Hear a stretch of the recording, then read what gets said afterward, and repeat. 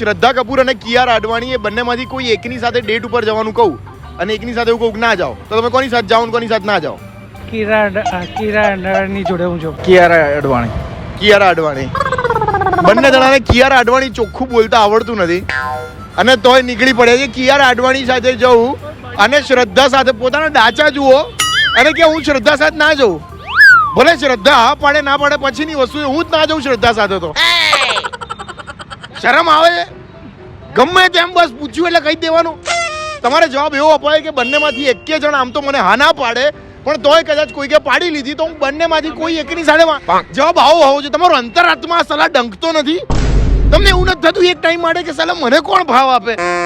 આવી શકલ લઈને કોઈની સામે ઉભો હોય તો કોઈ જવાબે ના આપે યાર. મેં રિક્વેસ્ટ કરો તો કદાચ કિયારા અડવાણી પેલા વ્યવસ્થિત બોલો તો ખરા.